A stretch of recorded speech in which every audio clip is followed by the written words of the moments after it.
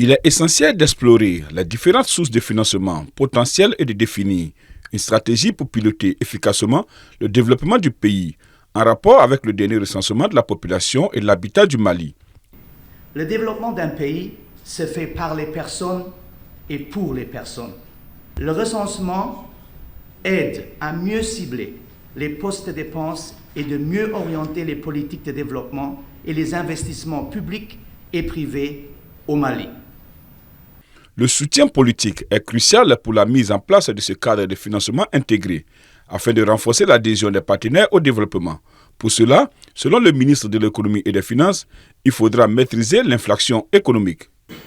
L'inflation qui demeure maîtrisée devrait se maintenir en dessous de la norme communautaire de 3% grâce aux efforts conjugués du gouvernement, des acteurs du monde économique et une bonne campagne agricole. Pour ce qui concerne les premières estimations de l'exécution budgétaire en 2023, la mobilisation des recettes fiscales ressort assez satisfaisante avec un taux de pression fiscale qui se situe à 14,7 du PIB contre une prévision de 14,6. Pour le chef de file des partenaires, il est important d'investir dans des secteurs pour exploiter le dividende démographique du Mali. Et en cohérence avec la vision Mali 2063, il est primordial que le budget de l'État joue un rôle crucial dans la création des conditions favorables à l'exploitation du dit dividende démographique au Mali.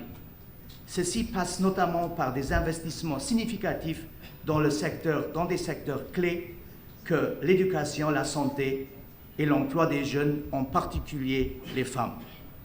Si des investissements et des financements dans ces secteurs sont essentiels pour garantir un contrat social équitable basé sur la réconciliation, la paix, la stabilité et la prospérité, il faudra une politique budgétaire responsable qui tienne compte de ces enjeux. L'exercice 2025, les perspectives macroéconomiques du Mali incitent à la mise en œuvre d'une politique budgétaire responsable, malgré un regain de la croissance du PIB réel. À cet effet, la politique budgétaire vise un objectif de déficit de 3,6% du PIB en 2025, compte tenu de nombreux engagements du gouvernement, notamment dans le cadre du renforcement des acquis en matière de défense et de sécurité, mais aussi compte tenu de l'amélioration des infrastructures socio-économiques de base pour de meilleures conditions de vie des populations.